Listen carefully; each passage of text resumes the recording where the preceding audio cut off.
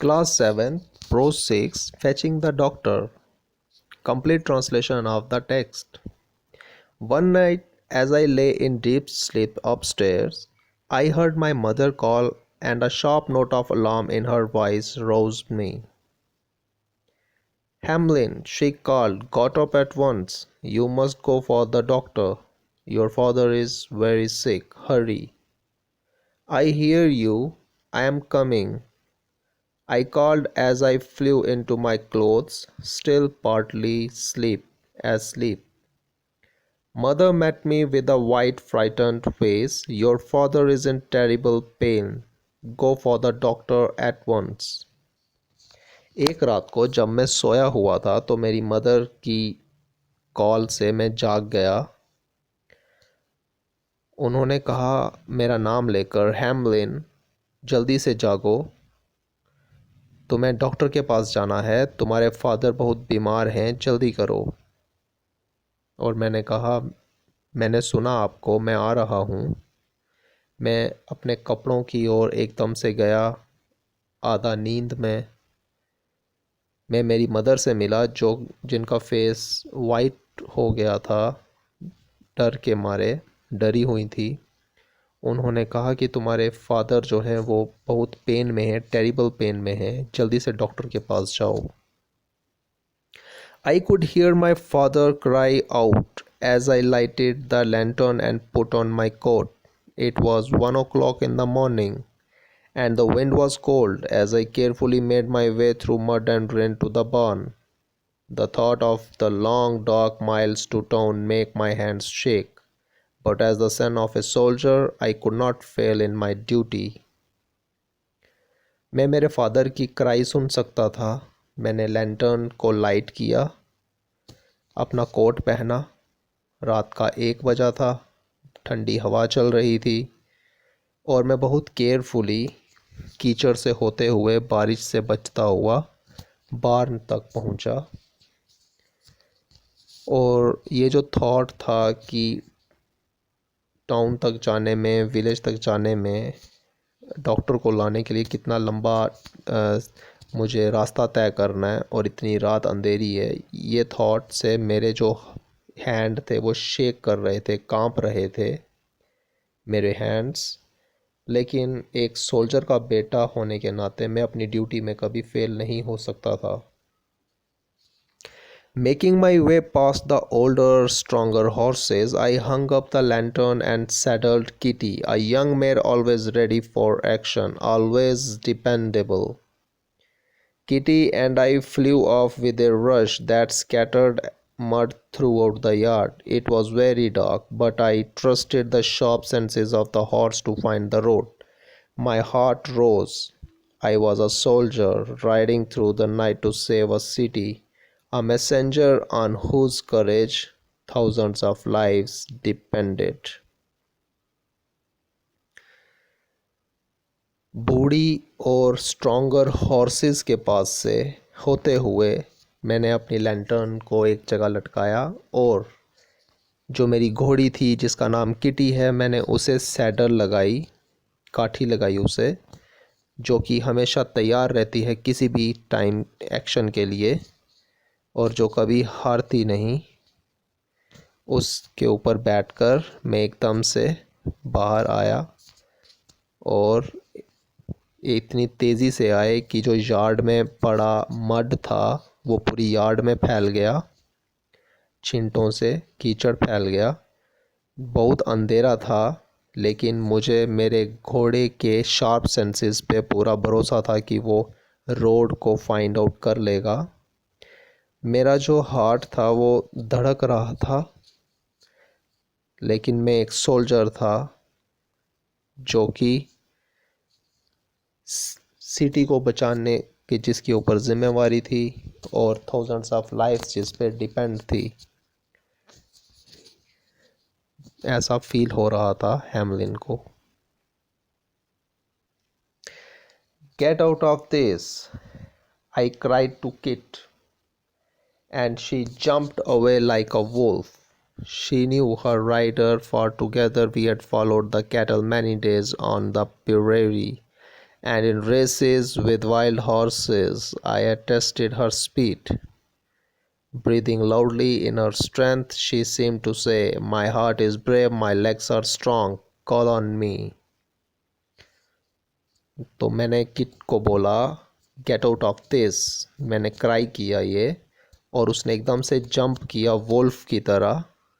वो जानती थी अपने राइडर को, क्योंकि हम दोनों ने कैटल को प्रेरी में, चरागाह में बहुत फॉलो किया था, और वहाँ पे वाइल्ड हॉर्सेस के साथ हमने रेस भी लगाई थी, और मैंने उसकी रेस को, स्पीड को टेस्ट भी किया था।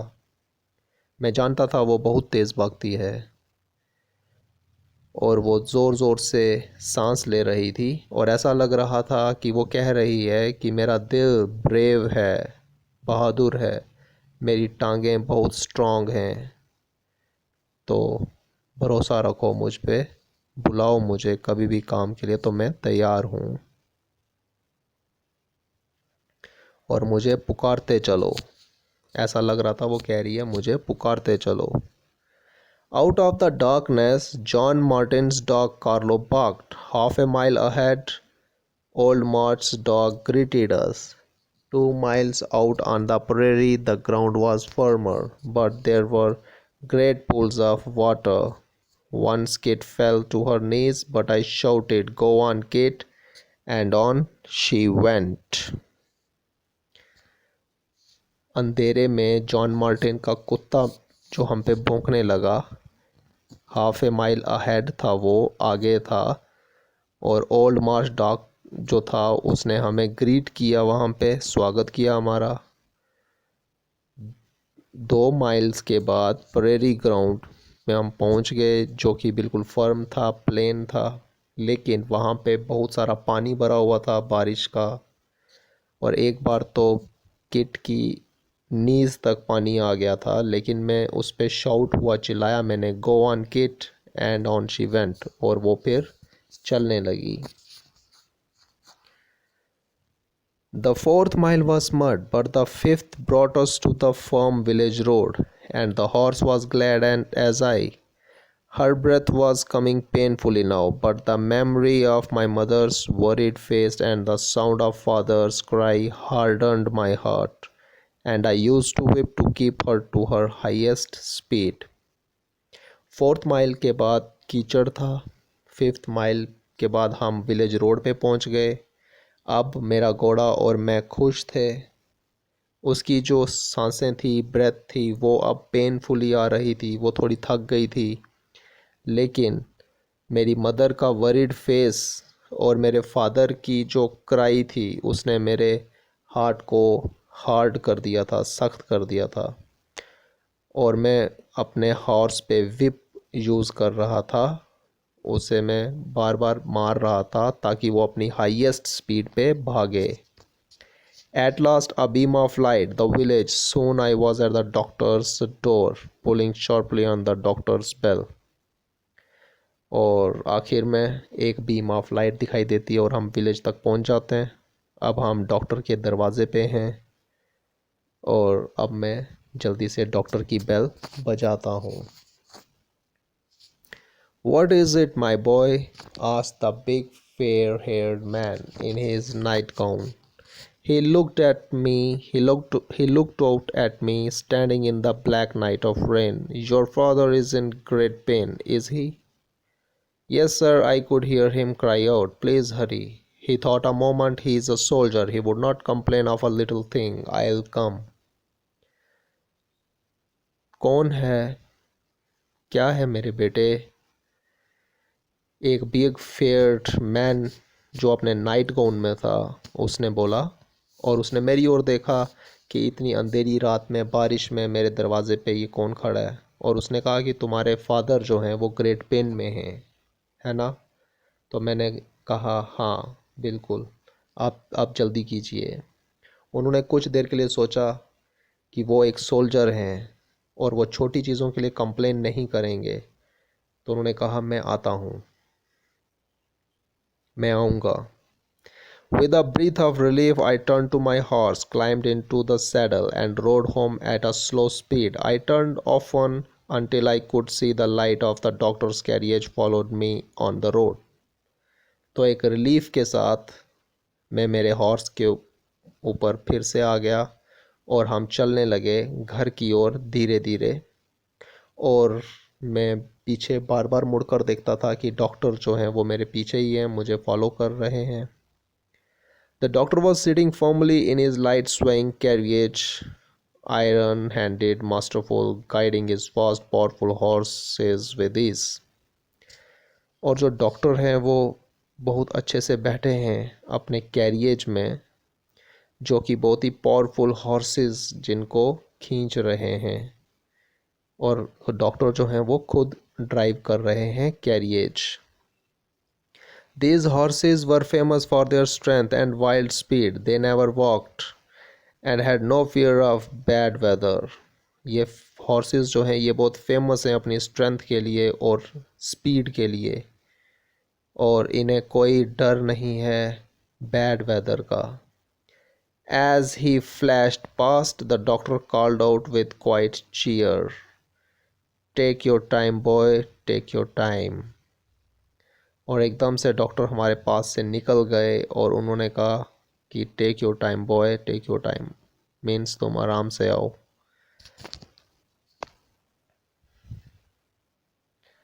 My worry left with him. I had done all I could. I had called the doctor. I was content knowing that sweet relief would come to my mother and that the doctor would bring healing to father. अब मेरी चिंता उनके लिए थी, मेरे father के लिए। मैंने सब कर दिया था जो मैं कर सकता था। मैंने डॉक्टर को बुलाया था, डॉक्टर को बुला ले आया था, और अब मैं सेटिस्फाइड था क्योंकि मैंने मेरी ड्यूटी कर ली थी। और अब मैं ये जानता था कि मेरी मदर जो हैं उनको रिलीफ मिलेगा और जो डॉक्टर जो हैं वो मेरे फादर को हील कर देंगे, उन्हें ठीक कर देंगे। Now working with the text. Question first. The word I has been used repeatedly in the beginning of the lesson. Who is I here referred to? तो I को बार बार यूज़ किया है लेसन के बिगनिंग में। यहाँ पे I किसको refer किया गया है? It is the boy Hamlin who has been referred to here. यहाँ पे I रेफ़र हुआ है Hamlin को। Question 2. Why was mother's face white and frightened, and what did she ask Hamlin to do? Mother का face white और frightened क्यों था और उन्होंने हैमलिन को क्या करने को कहा? It was because Hamlin's father was in deep pain. क्योंकि हैमलिन के फादर डीप पेन में थे। The mother asked Hamlin to go for the doctor. और मदर ने हैमलिन से कहा कि वो जल्दी से डॉक्टर के पास जाएं, डॉक्टर को बुला के लाए। Question 3. What did Hamlin do to get the doctor? Hamelin ने क्या किया डॉक्टर को लाने के लिए? He saddled his mare Kitty and rode fast to the village where the doctor lived. उसने अपनी घोड़ी किटी को सैडल लगाई, काठी लगाई, और वो विलेज की ओर भागा जहाँ पे डॉक्टर रहता था। Question 4. How did the doctor come? Doctor कैसे आया?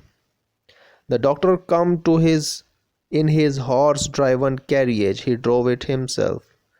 डॉक्टर अपने कैरियज पे आया जिसको हॉर्स राइड खींचते थे, और उसने उसे खुद चलाया। उस कैरियज को डॉक्टर ने खुद से चलाया। Question 5. Why did the writer feel content at the end? Writer and में सेटिस्फाइड क्यों फील कर रहा था, कंटेंट क्यों फील कर रहा था? He was content because he had done his duty. वो कंटेंट फील इसलिए कर रहा था क्योंकि उसने अपनी ड्यूटी कर ली थी। He had called the doctor. उसने डॉक्टर को बुलाया था। He was certain that a doctor would heal his father and his mother would have sweet relief. वो ये श्योर था कि डॉक्टर उसके फादर को ठीक कर देंगे और उसकी मदर को स्वीट रिलीफ मिलेगा। Language work. Rewrite the following sentences using a word from the lesson in place of the underlined word. तो यहाँ पे हम वन वर्ड का यूज़ करेंगे। The lantern was moving from side to side because of the strong wind. तो moving from side to side के लिए one word use होता है स्वेइंग। तो हम यूज करेंगे the lantern was swaying because of the strong wind. Second is Hamelin was greatly surprised when he was awakened suddenly from the sleep. तो awakened suddenly के लिए वन वर्ड यूज होगा अचानक से जागना, इसके लिए हम वन वर्ड यूज करेंगे roused। Hamlin was greatly surprised when he was roused from the sleep. Third is Hamlin chose a particular horse because it was known never to fail. तो Hamlin ने एक पर्टिकुलर हॉर्स को choose किया क्योंकि वो कभी हारता नहीं था। तो नॉन नेवर टू फेल के लिए हम वन वर्ड यूज करेंगे dependable. Hamlin chose a particular horse because it was dependable. Dependable means known never to fail. Fourth is he got employed in the army as a person carrying messages. तो a person carrying messages इसके लिए one word use होगा messenger. He got employed in the army as a messenger. Now grammar work. Read the words from the lesson. Older, stronger. In the comparative degree of an adjective, we compare two persons, animals, places or things. तो comparative degree जो होती है adjective की, इसमें हम to persons, animals, places या things को compare करने के लिए हम यूज़ करते हैं। The superlative degree is for comparing more than to persons, things. In most cases, we use the definite article the before an adjective of a superlative degree. तो superlative degree जो होती है इसमें हम दो से ज़्यादा पर्सन्स या थिंग्स को कंपेयर करने के लिए यूज़ करते हैं, और इस केस में हम ज़्यादातर सुपरलेटिव के पीछे द का यूज़ करते हैं, द आर्टिकल का यूज़ करते हैं। कंपैरेटिव जो हो गया वो टू पर्सन्स के या एनिमल्स के या प्लेसेस के कंपैरिजन के लिए, और सुपरलेटिव टू से ज़्यादा के लिए, दो से ज़्यादा के लिए हम सुपरलेटिव का यूज़ करते हैं। Now formation of degrees of comparison. Most one syllable adjectives form comparative degree by adding er and their superlative by adding est to the positive degree. तो जो वन सिलेबल एडजेक्टिव्स होते हैं ज़्यादातर, उनके साथ हम कंपैरेटिव बनाने के लिए er का यूज़ करते हैं और सुपरलेटिव के लिए est का। जैसे फास्ट, फास्ट का कंपैरेटिव होगा faster and superlative is fastest. तो फास्ट एक वन सिलेबिक वर्ड है, इसके साथ हम इसीलिए er का यूज़ करेंगे कंपैरेटिव में और सुपरलेटिव में est। इसी तरह से बाकी वर्ड्स हैं dear, dearer, dearest, tall, taller, tallest, short, shorter, shortest, high, higher, highest, long, longer, longest, thick, thicker, thickest, rich, richer, richest, strong, stronger, strongest, old, older, oldest. Second part is if the positive form ends in e, only r and st are added to form the comparative and superlative. As अगर positive form जो है वो and हो रही है ई letter पे, तो हम कंपैरेटिव में सिर्फ आर उसमें ऐड करेंगे और सुपरलेटिव में एस टी। जैसे कि brave, braver, bravest, able, abler, ablest, pure, purer, purest, true, truer, truest, white, whiter, whitest, wise, wiser, wisest, fine, finer, finest, noble, nobler, noblest. Now third part is if the adjectives of the positive degree ends in letter y and y has a consonant before it, the y is changed into I before adding er and est. As अगर positive degree y में and हो रही है, y letter पे and हो रही है और उससे पहले कॉन्सोनेंट यूज़ हो रहा है, कॉन्सोनेंट लेटर यूज़ हो रहा है, तो फिर y जो है वो चेंज हो जाएगा I में और उसके बाद हम er लगाएंगे और सुपरलेटिव में भी आई के बाद हम est लगाएंगे। जैसे dry, dryer, driest, busy, busier, busiest, happy, happier, happiest, lazy, leisure, laziest, ugly, uglier, ugliest, lovely, lovelier, loveliest, easy, easier, easiest. Now fourth part is, if the adjective of the positive degree ends in y and has a vowel before it, y is not changed into y but er and est is added. अगर positive degree में word जो है वो Y letter पे and हो रहा है और उससे पहले कोई वॉल लेटर यूज़ हो रहा है तो फिर वाई जो है वो आई में चेंज नहीं होगा और हम उसके आगे कंपैरेटिव में सिर्फ ई आर लगाएंगे और सुपरलेटिव में ई एस टी, जैसे गे, gear, गेएस्ट. Now fifth part is, when the adjective of the positive degree is a word of one syllable and a single consonant at the end, the last consonant doubles before adding er and est as. अगर positive degree एक one साइलेबिक word है और वो consonant letter पे and हो रहा है तो फिर वो कॉन्सोनेंट लेटर जो है वो कंपैरेटिव में डबल हो जाएगा और सुपरलेटिव में भी डबल होके फिर उसके आगे हम ई एस टी लगाएंगे. कंपैरेटिव में ई आर और सुपरलेटिव में ई एस टी. जैसे big, bigger, biggest, fat, fatter, fattest, hot, hotter, hottest, red, redder, reddest, thin, thinner, thinnest, sad, sadder, saddest. तो यहाँ पे सभी लेटर जो हैं ये लास्ट वाले ये कॉन्सोनेंट हैं, जैसे G, T, T, D, N, D, और ये सभी कंपैरेटिव में डबल हो जाएंगे और इनके आगे हम ई आर लगाएंगे और सुपरलेटिव में इनके आगे ई S T. Now sixth part is, when the adjective of the positive degree is a word of two or more than two syllables, we form the comparative by using the word more and most to form comparative and superlative.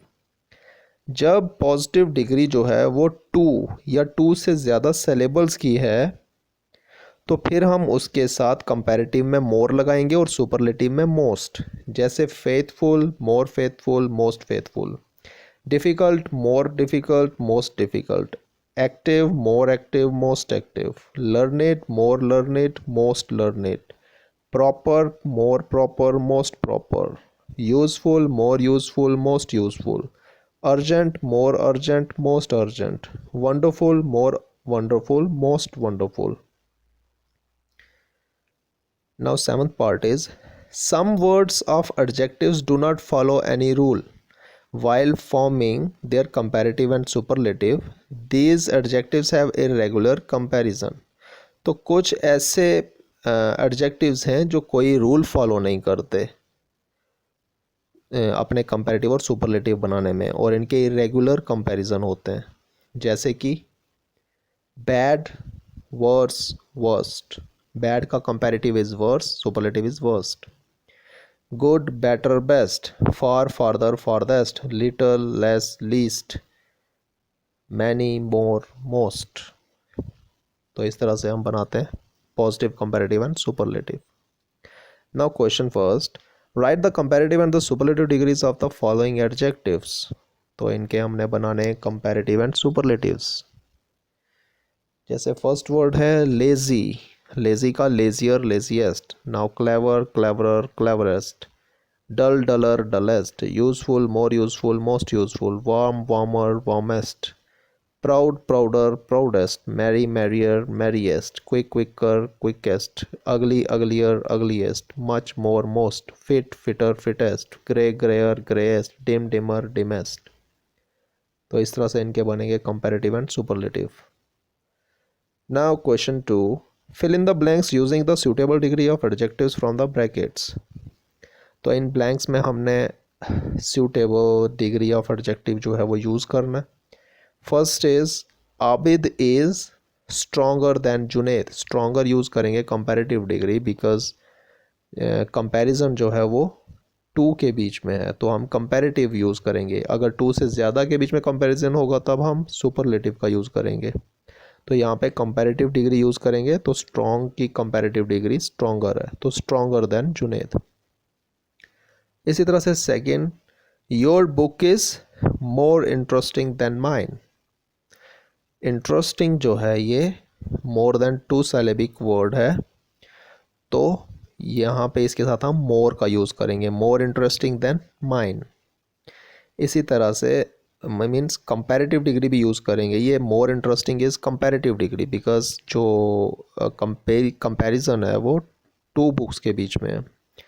इसी तरह से third है May is the hottest month of the year. यहाँ पे हमने superlative degree use की hottest, because यहाँ पे पूरे साल की बात हो रही है और 12 मंथ्स की बात हो रही है, तो मोर देन 2 मंथ्स हैं, तो हमने सुपरलेटिव डिग्री का यूज़ किया, hottest month of the year. Now fourth part is Saba is the dash of all the girls in school. तो सबा इज़ द वाइजेस्ट आएगा, क्योंकि कंपैरिजन जो है वो दो गर्ल्स से ज़्यादा के बीच में है। सभी लड़कियों की कंपैरिजन की बात हो रही है, तो दो से ज़्यादा हैं, तो हम सुपरलेटिव डिग्री का यूज़ करेंगे, wisest of all the girls in school. Now fifth part is gold is the costliest metal. तो कॉस्टलीस्ट का यूज़ करेंगे superlative degree. Now sixth is Nimra finds English easier than mathematics. तो easier का use करेंगे comparative degree. इसी तरह से last one is the Himalayas are the highest of all the mountains. तो हमने यहाँ पे सुपरलेटिव डिग्री का यूज़ किया। सुपरलेटिव इसीलिए यूज़ किया क्योंकि सभी माउंटेन्स की बात हो रही है, तो मोर देन टू हैं, मोर देन टू के साथ जब कंपैरिजन होगा मोर देन टू के साथ, तो हम सुपरलेटिव डिग्री का यूज़ करेंगे। तो इसलिए हमने यहाँ पे हाईएस्ट सुपरलेटिव डिग्री का यूज़ किया। The Himalayas are the highest of all the mountains.